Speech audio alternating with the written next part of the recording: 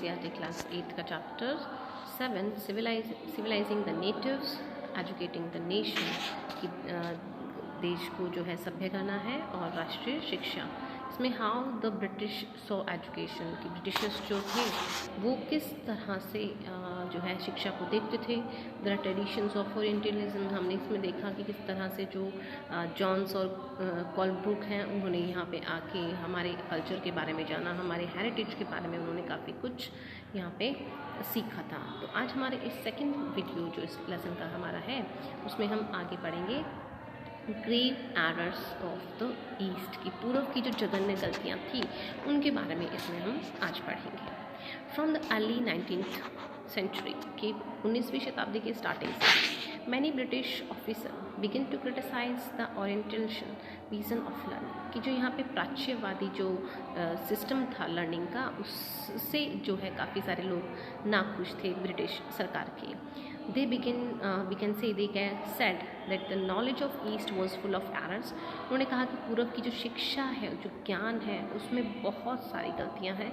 And unscientific thought और अवैज्ञानिक जो विचार है वो उसमें बहुत ज़्यादा है। Eastern literature was non serious and light hearted कि पूर्वी जो लिटरेचर है, साहित्य है, वो इतना गंभीर नहीं है या हम कहें कि लाइट हार्टेड है, कम वजनी है। So they argued that it was wrong on the part of the British to spend so much effort in the encouraging the study of Arabic and Sanskrit language and literature.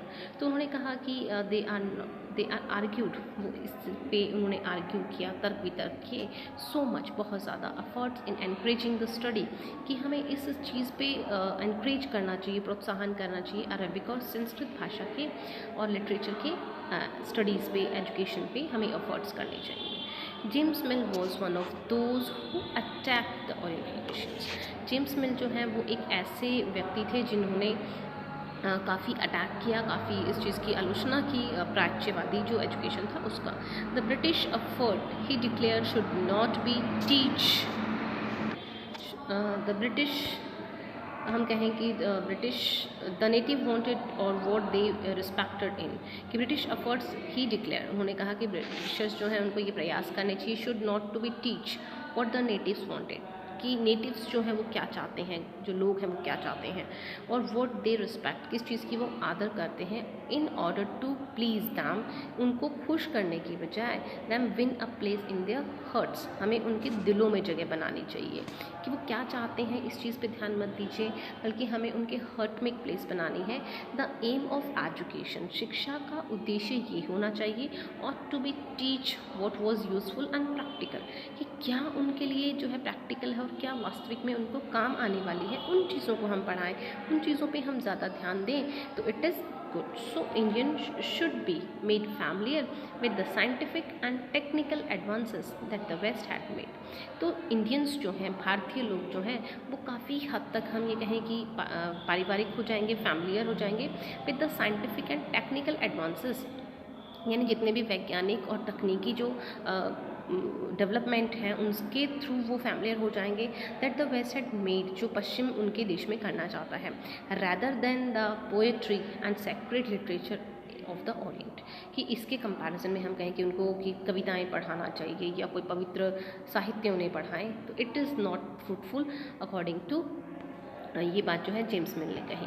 Bye 1830s the attack on the orientalism become sharper, बहुत ज़्यादा इस चीज़ का, प्राच्यवादी का बहुत ज़्यादा विद्रोह हुआ। One of the most outspoken and influent of such critics of the time was Thomas Babington जो थे, उन्होंने इसकी बहुत खुली रूप से आलोचना की। He saw India as an uncivilized country, उन्होंने कहा कि भारत जो है एक असभ्य देश है, that needed to be civilize, जिसे हमें सभ्य करने की ज़रूरत है। No branch of eastern knowledge, यहाँ पे ईस्टर्न नॉलेज जो है, पूरी जो ज्ञान है उसका ज्ञान, उसकी कोई शाखा ही नहीं है। According to him could be compare to what England had produce, कि इंग्लैंड ने क्या उत्पादन किया है। वॉट कुड डिनाई, क्या मना करना चाहिए। Declared Macaulay that a single shelf of a good European library was worth the whole native literature of India and Arabia. उन्होंने कहा कि अंग्रेज़ों की यानी वेस्टर्न जो कंट्री है उनकी लाइब्रेरी का जो एक शेल्फ होता है, जो एक रैक होता है, उसके अंदर भारतीय और अरेबी की जितनी भी लिटरेचर है वो पूरी की पूरी समाहित है।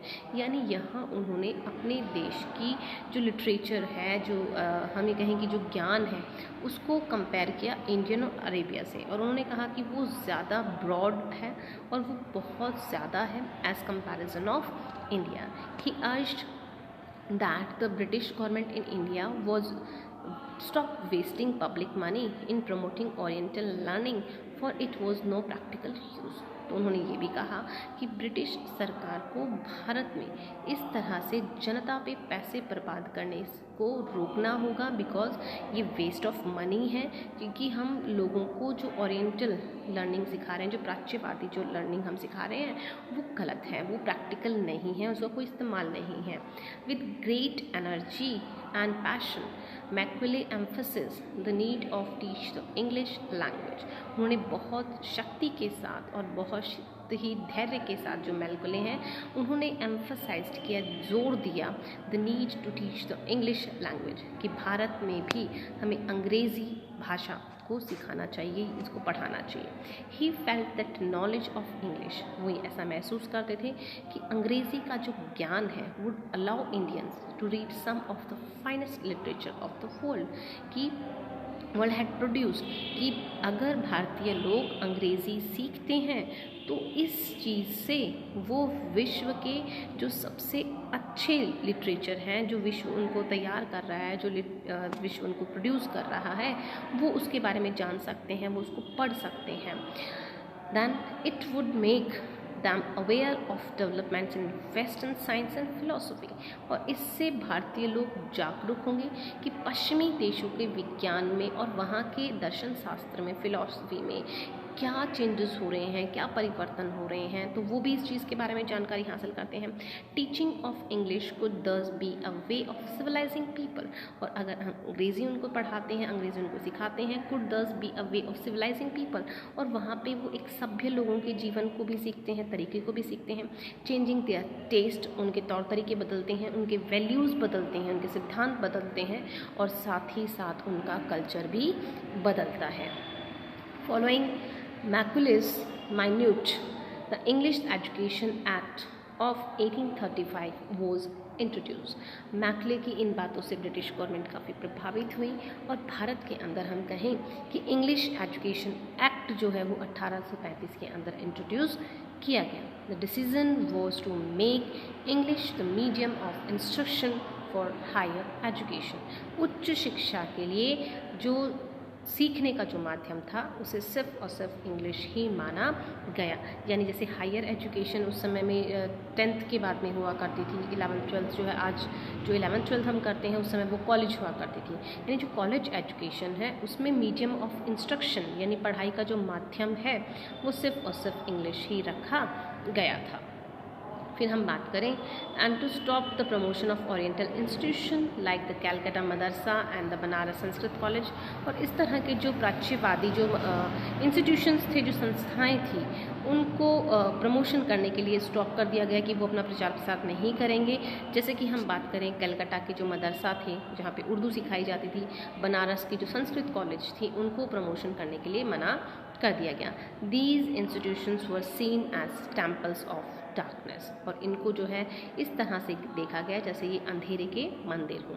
That were falling of themselves into decay, और इस तरह से इनका धीरे धीरे पतन होता नज़र आ रहा था, क्योंकि इन कॉलेजेस को बिल्कुल स्टॉप कर दिया था। English text books now began to be produce for schools, और अब जो है स्कूल्स के लिए भी अंग्रेज़ी की किताबों का जो उत्पादन है वो शुरू कर दिया गया। Education for commerce, education of commerce का मतलब वाणिज्य के लिए शिक्षा जो है 1857 की अगर हम बात करें, the court of directors of the East India Company in London sent an education dispatch to the governor general in India. Bharat के जो गवर्नर जनरल इंडिया में थे उस समय 1854 में कोर्ट ऑफ डायरेक्टर्स जो ईस्ट इंडिया कंपनी लंदन में थे, उन्होंने जो है एक एजुकेशनल डिस्पैच यानी एक शिक्षा से जुड़ा हुआ दस्तावेज जो है यहाँ पे भेजा, इशूड बाय चार्ल्स वुड, और वो चार्ल्स वुड के द्वारा इशू किया गया था, भेजा गया था।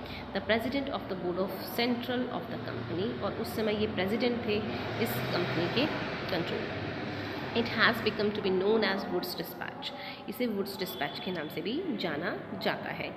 Outlining the education policy that was to be followed in India, और इसके अंदर एक आउटलाइन जो पॉलिसी है, नीतियाँ जो शिक्षा से जुड़ी हुई थी, उनको तैयार किया हुआ था जो कि भारत में फॉलो करनी थी, जिनको भारत में लागू करना था।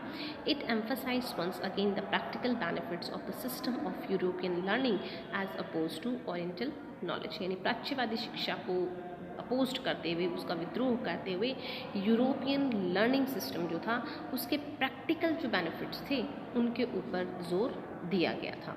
One of the practical uses of the dispatch pointed to was economic, इनको जो है हम कहें कि ये काफ़ी हद तक इकोनॉमिक थे। इकोनॉमिक का मतलब आर्थिक दृष्टि से। European learning is said, European जो शिक्षा थी वो ये कहती है, would enable to Indians to recognise the advantage that flow from the expansion of trade and commerce. उन्हें हमें ये सिखाना चाहिए कि जब व्यापार और वाणिज्य बढ़ता है तो उसके कितने फ़ायदे होते हैं, and make them see the importance of developing the resources of the country. और जब हम एक अपने देश के, अपने कंट्री के रिसोर्सेज को अगर हम डेवलप करते हैं, अगर उनका हम विकास करते हैं तो किसी देश को कितना फ़ायदा होता है। Introducing them to European way of life would change their taste and desires. वो ये भी मानते थे कि यूरोपियन जो तौर तरीके हैं वो भारतीयों के जीवन की टेस्ट जो हैं, उनकी ज़रूरतें जो हैं, उनको बिल्कुल बदल देंगे। And create a demand for British goods, और इस तरह से लोग, भारतीय लोग जो हैं वो ब्रिटिशर्स की लोगों की नकल करेंगे और वहाँ की चीज़ों की क्या करेंगे, डिमांड करेंगे। For Indians would begin to appreciate and buy things that were produce in Europe, और जो भारतीय लोग हैं वो यूरोप में बनी हुई चीज़ों की प्रशंसा करेंगे और उनका काफ़ी हद तक क्या करेंगे, इस्तेमाल भी करेंगे। Wood's dispatch also argued, Wood's का जो डिस्पैच था जो शिक्षा नीति को लेकर जुड़ा हुआ था, also argued that European learning would improve the moral character of Indians. उन्होंने ये भी कहा कि इससे जो भारतीय लोग हैं उनकी जो नैतिक, जो उनकी कैरेक्टर है वो भी जो है वो क्या, उसमें भी क्या होंगे, स्वभाव में भी परिवर्तन होंगे। It would make them truthful and honest, और इससे वो सच्चे होंगे, ईमानदार हो जाएंगे। And thus supply the company with civil servants who could be trusted and dependent upon, और इससे कंपनी का फ़ायदा ये होगा कि उसे ईमानदार और स्थानीय जो नौकर है वो मिल जाएंगे काम करने के लिए, जो जिनके ऊपर जो कंपनी है वो क्या कर सकती है, विश्वास कर सकती है। The literature of the East was not only full of grave errors, पूर्व का जो हम ये कहें कि ये जो शिक्षा नीतियाँ थी ये बहुत ज़्यादा जघन्य इनके अंदर गलतियाँ थी। It could also not be until in people a sense of duty and commitment to work, इसमें लोगों को कहीं पर भी काम करने की या कमिटमेंट करने की कोई बात नहीं थी। Nor could it develop the skill required of administration, और ना ही कहीं इस नीति के अंदर लोगों को कौशल सिखाया गया था जो कि प्रशासन को चला सके। Following the 1854 dispatch, several measures were introduced by the British। इसके बाद में, इस डिस्पैच के बाद में हम कहें कि बहुत सारे मेजर्स जो हैं वो ब्रिटिश को यहाँ पे इंट्रोड्यूस करने थे, ब्रिटिश गवर्नमेंट को यहाँ पे इंट्रोड्यूस करने थे। Education department of the government were set up to extend control over all the matters regarding education, यानी शिक्षा से जुड़े हुए जितने भी गवर्नमेंट के पास में कंट्रोल्स थे या जो डिपार्टमेंट्स थे उनको एक्सटेंड करना था, उनको और व्याप्त करना था और उन सबको कंट्रोल करना, ये बहुत बड़ा टास्क था। Steps were taken to establish a system of university education, सबसे पहले जो स्टेप उठाया गया, जो कदम उठाया गया वो जो विश्वविद्यालय शिक्षा थी उसके ऊपर उठाया गया। इन 1857 while the sepoys rose in revolt in Meerut and Delhi, universities were being establish in Calcutta, Madras and Bombay, क्योंकि मेरठ और दिल्ली में तो जो सिपाही थे, जो सैनिक थे, उन्होंने आंदोलन कर दिया था, तो इस वजह से इन्होंने सबसे पहले जो अपनी यूनिवर्सिटीज़ खोली वो कलकत्ता, मद्रास और बॉम्बे में खोली।